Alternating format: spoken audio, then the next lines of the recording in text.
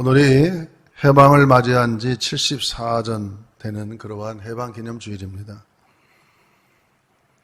기쁘고도 때로는 또 100년 전에 현실이 또다시 돌아오는 것 같아서 참 여러 가지 긴장되는 그러한 우리 상황 속에 있습니다. 우리나라가 해방된 것은 8월 15일이지만 우리나라가 주권을 잃어버린 것도 1910년 8월 22일 조선 내각 총리 대신 이완용 씨와 일본 통감 데라우치라는 사람이 한자리에 모여서 양국 대표들이 전권을 가지고 사인을 했습니다. 두 나라가 하나가 되는 그러한 조항의 서명을 한 거죠. 그 이러므로 조선 왕조는 27대 519년 만에 완전히 나라를 잃어버리게 된 것입니다. 한일합방 조약에는 제1조가 이렇게 되어 있습니다. 황제 폐하는 조선 전부에 대한 일체의 통치권을 완전하고도 영구히 일본 황제 폐하에게 양요한다. 제2조는 일본 황제 폐하는 전조에 게재한 양요를 수락하고 또 전면 조선을 일본의 병합함을 승낙한다. 그래서 나라는 하나가 된 것이죠. 그래서 한일합방이라는 것입니다. 이렇게 해서 순간적으로 나라를 잃어버리고 주권을 빼앗긴 우리 대한민국은 그 뒤로 얼마나 많은 슬픔과 비참한 일이 많이 있었습니까?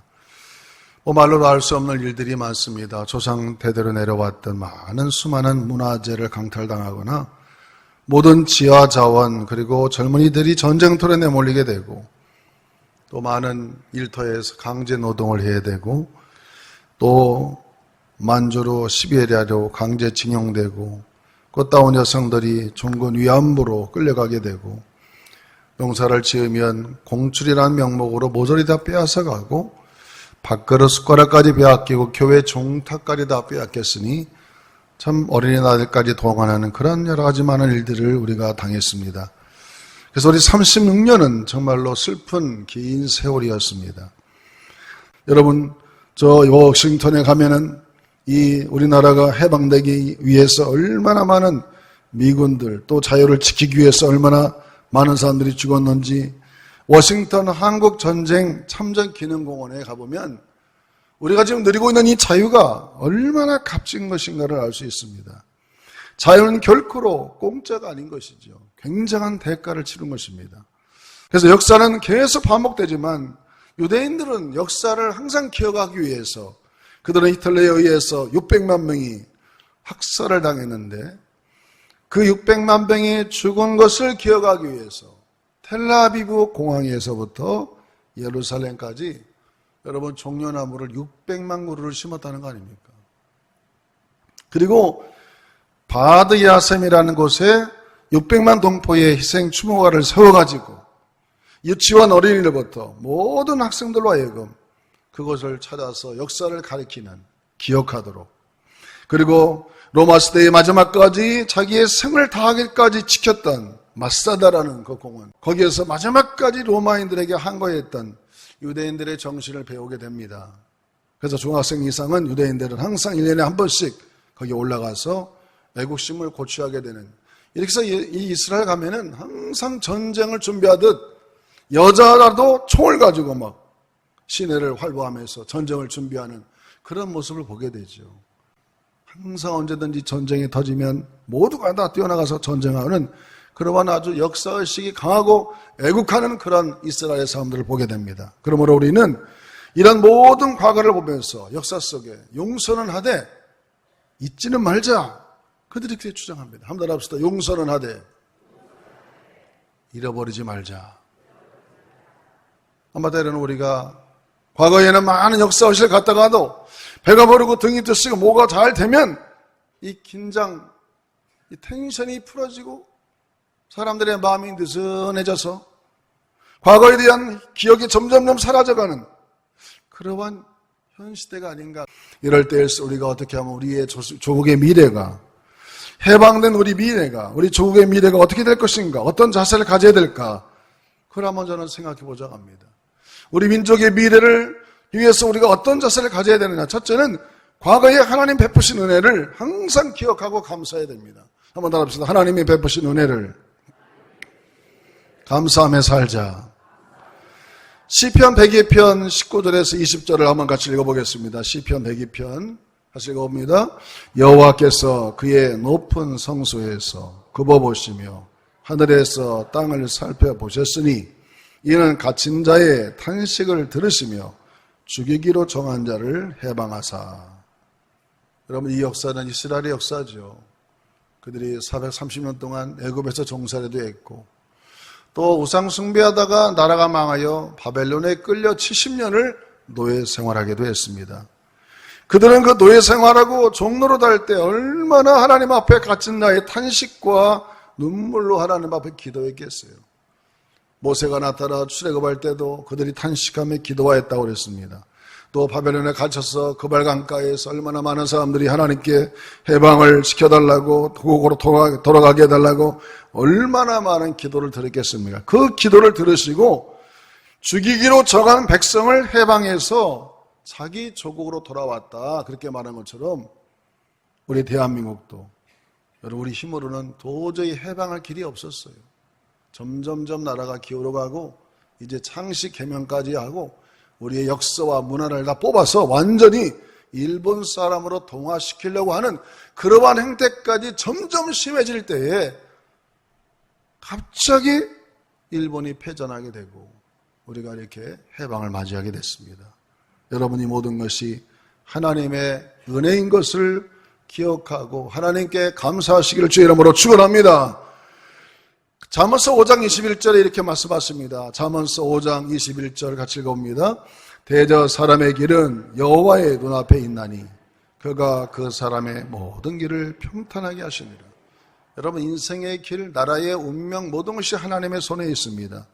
역사 철학자 헤겔이라는 사람은 이렇게 말했어요. 세계를 움직이는 정신, 여러분들 합시다. 세계를 움직이는 정신은 하나님께로부터 나온다. 하나님을 섬기는 나라, 성경을 읽고 하나님 말씀을 입각게 해서 살아가는 나라, 그런 나라를 하나님께서 축복하시고 세계를 제패해서 세계를 다스리게 하시는데, 그래서 역사를 주관하는 게 하나님이라고 하잖아요. 그래서 그런 나라들은 약자를 도와주는 나라가 되죠. 약한 나라에게 경제를 세워주고 그 나라의 주권을 인정해주고 또 그를 알게 해주고 도와줘서 그 나라가 잘 살아가더라고요. 왜? 성경의 정신은 구약이나 신약이나 고아와 과부를 신원하는 것이 하나님이거든요. 한번 합시다. 하나님은 고아와 과부를 신원하신다. 이게 구약의 경건 사상이에요. 경건은 옷만 번지르르게 입고 까만 옷 입고 다니기 경건이 아니고 삶 속에서 약자를 도와주고 그들을 삶을 보살피는 게 진짜 하나님의 마음이라는 거죠. 신학에도 심령의 가난한 자가 복이 있다고 말한 것처럼 항상 하나님은 약자들을 도왔고 세워주는 게 하나님의 정신이기 때문에, 그래서 헤겔 철학자가 세계를 움직이는 정신은 바로 하나님께부터 나오는데 하나님을 잘 섬기는 나라가 이 세상의 주도권을 잡아야 우리가 편안하게 살 수 있는 거예요. 이런 의미에서 우리는 오늘 이 동방의 작은 나라, 고유한 나라, 하나님께서 우리에게 이렇게 자유를 주시고 경제 대국으로 만들어서 막 사방에서 공격하고 우리에게 많은 걸 요구하지만은 다 문제를 해결할 수 있는 길을 열어서 이 자유 대한민국을 잘 지켜나가고 하나님이 해방을 주신 그 소명을 잘 감당하는 그런 나라가 되기 위해서 우리는 더욱더 노력해야 될 줄로 믿습니다. 둘째로 우리가 이 조국의 미래를 위해서 우리가 어떻게 되는가? 첫째는 하나님께 감사해야 되고요. 여러분, 감사하는 사람, 감사하는 민족, 감사하는 그런 사람은 절대 망하지 않습니다. 둘째로 느헤미야와 같이 나라를 위해서 늘 기도해야 됩니다. 한번 합시다. 느헤미야와 같이 나라를 생각하며 기도하는 사람이 되자.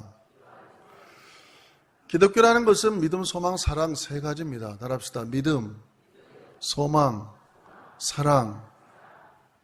여러분, 신앙인이 왜 승리하느냐? 믿음, 소망, 사랑이 있으니까 승리하는 거예요.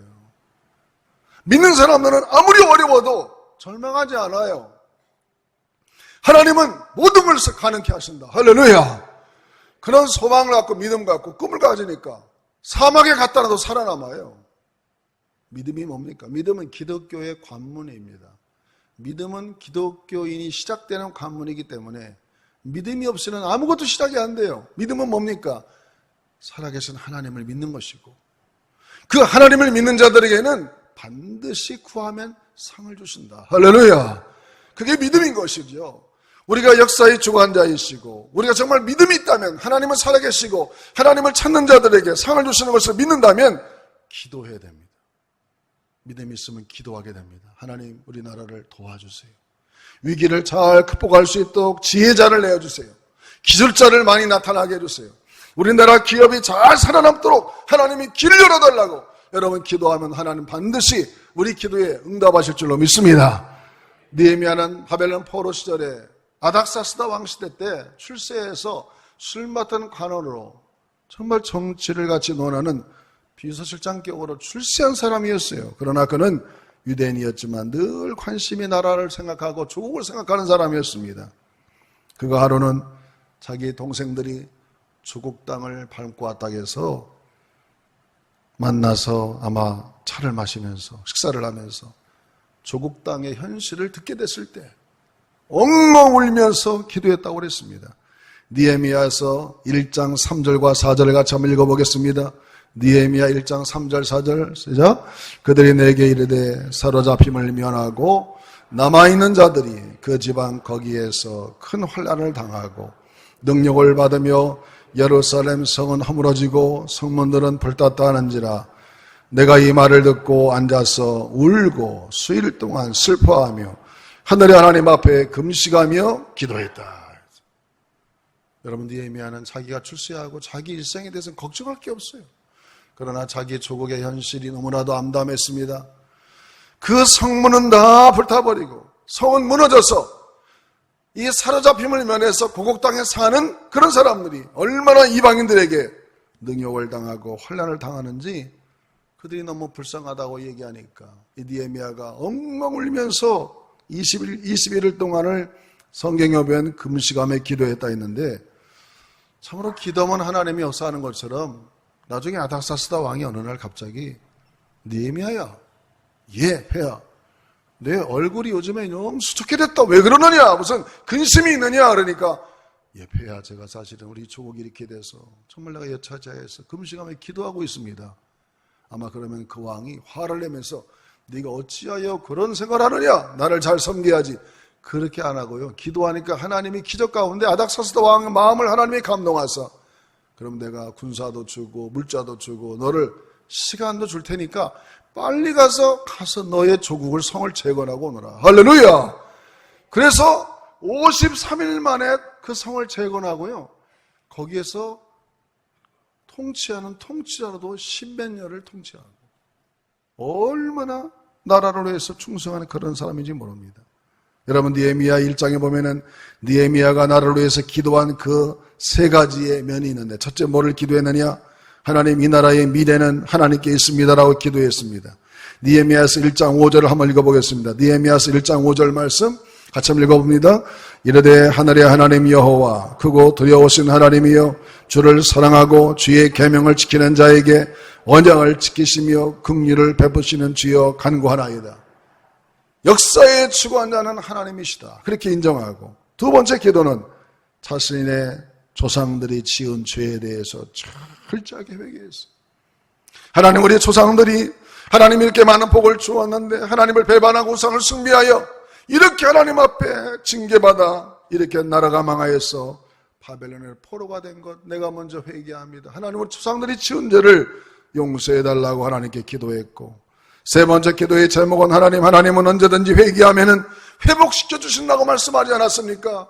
제가 회개하오니 우리 민족을 다시 한번 회복시켜달라고 느헤미야서 1장 8절에서 9절 말씀에 그게 나와 있어요. 느헤미야서 1장 8절에서 9절 한번 읽어보겠습니다. 옛적에 주께서 주의 종 모세에게 명령하여 이르시되 만일 너희가 범죄하면 내가 너희를 여러 나라 가운데 흩을 것이요 만일 내게 돌아와 내 계명을 지켜 행하면 너희 쫓긴 자가 하늘 끝에 있을지라도 내가 거기서부터 그들을 모아 내 이름을 두려고 택한 곳에 돌아오게 하리라 하신 말씀을 이제 청하온데 기억하옵소서. 할렐루야. 따라합시다. 하나님은 깨닫고 회개하면 회복시켜 주신다. 믿으시면 아멘. 여러분, 느헤미야는 탁월한 기도를 드렸어요. 역사의 주관자는 하나님이시고 우리 조상들의 죄를 내가 대신 회개하. 그리고 하나님 회개하오니 우리 민족을 다시 회복시켜달라고 기도하니까 그 기도를 받으시고 그 나라가 회복돼서 다시 70년 만에 고국으로 돌아가게 되는 그런 일들을 보면 여러분, 나라가 어려울 때 정말 지금은 우리 대한민국이 기도할 때입니다. 대한민국의 모든 믿는 자들이 믿음을 갖고 소망을 갖고 하나님 앞에 기도하면 하나님이 해결점을 찾아서 정치는 정치대로, 기업인은 기업인대로, 또 중소상인들은 상인대로 하나님이 길을 찾아 이 나라가 더 건실하게 든든해지는 그런 나라로 하나님이 만들어가기를 기도하시기를 주의 이름으로 축원합니다. 마지막 세 번째로 민족의 미래를 위해서 생각해보면 하나님은 이렇게 짧은 기간 동안 이 나라를 번성하게 만드는 데는 분명한 하나님의 뜻이 있다는 거예요.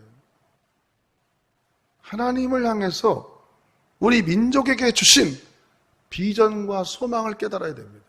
오늘 본문의 말씀에 보니까 시편 102편 21절 22절 읽어보겠습니다. 시편 102편 21절 여호와의 이름이 시온에서 그 영예를 예루살렘에 선포하게 하려 하심이라. 그때 민족들과 나라들이 함께 모여 여호와를 섬기리로다. 여러분이 지구상에서 하나님이 가장 원하는 한 가지 뜻이 있어요. 그것은 모든 지구에 사는 사람들이 첫째는 창조주 하나님을 인정하도록, 그리고 창조주 하나님께 예배하도록, 그게 하나님의 뜻이에요.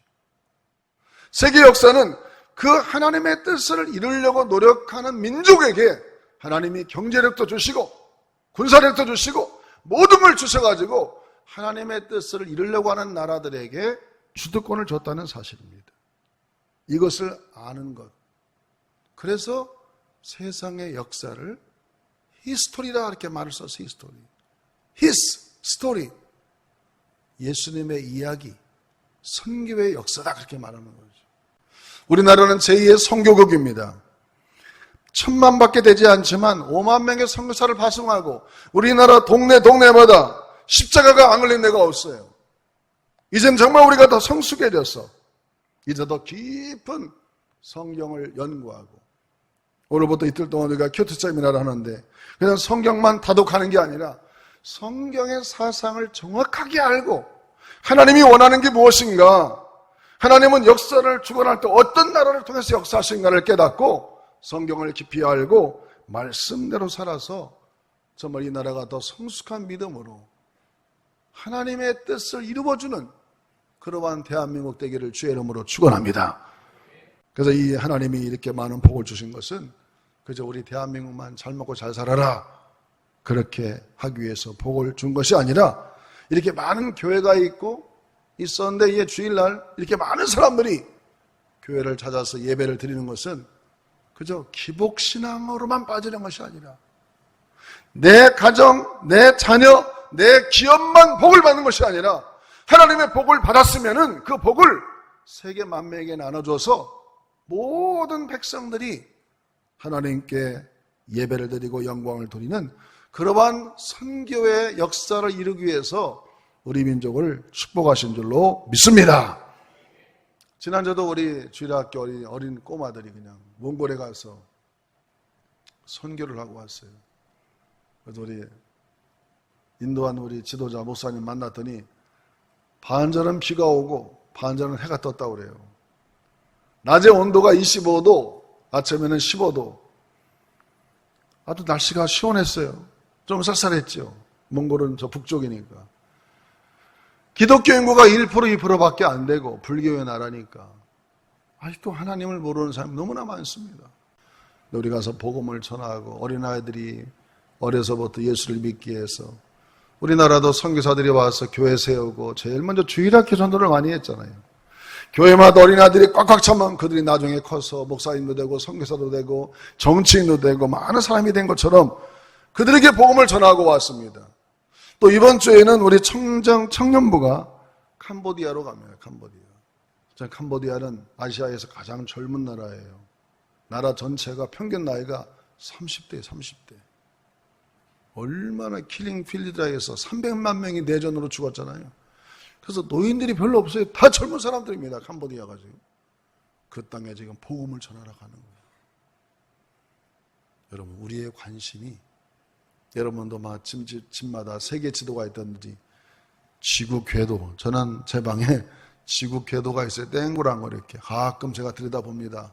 선교지도 보지만 하나님이 지구를 바라볼 때 어떤 마음으로 바라볼까? 지구 궤도를 돌려보가면서 하나님의 마음은 어떤 마음일까? 하나님은 어떤 나라에게 힘을 줄까? 어떤 나라에게 축복을 줄까? 내 마음을 깨달아서 하나님의 뜻을 이해하려고 하는 나라에게 분명히 복을 줄 줄로 믿습니다. 만약에 하나님이 복을 줬는데 그 복을 자기들의 복만을 생각하고 나만을 위해 쓴다? 하나님은 좀 퀘스천 마크를 갖고 그 나라의 복을 거둬갈 수도 있다. 오죽하면 유럽에는 노블레스 오블리지에라는 말이 있잖아요. 부자들이 됐으면 부채의식을 가지고, 로얄 패밀리가 됐으면 부채의식을 가지고 먼저 희생하고 뛰어들어야 된다, 그런 얘기 아니겠어요?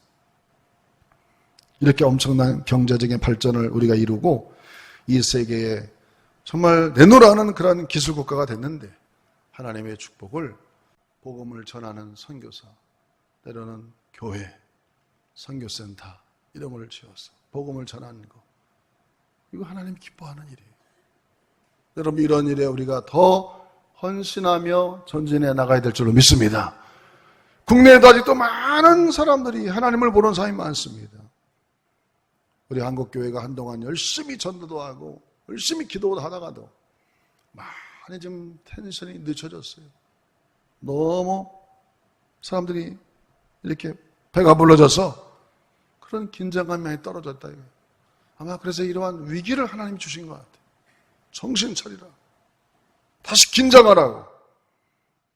우리는 하나님 앞에 더욱더 나 자신을 겸손하게 낮추고 과거에 어려웠던 시절을 기억하면서 하나님 앞에 더욱더 겸손하게 하나님의 주신 복에 감사하고 그 축복을 하나님의 주신 비전과 소망을 위해서 잘 선용하는 우리 대한민국 백성들 되시기를 주의 이름으로 축원합니다.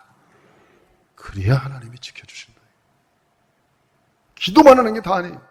기도한 다음에 행동으로 옮겨서 하나님의 주신 소명과 비전을 잘 순행하는 그런 우리 모두가 되어서 하나님이 한국 백성을 인정하고 계속해서 우리 민족을 지켜주고 더욱더 축복하는 그런 위대한 나라로 우리가 건설해 가시기를 주의 이름으로 축원합니다.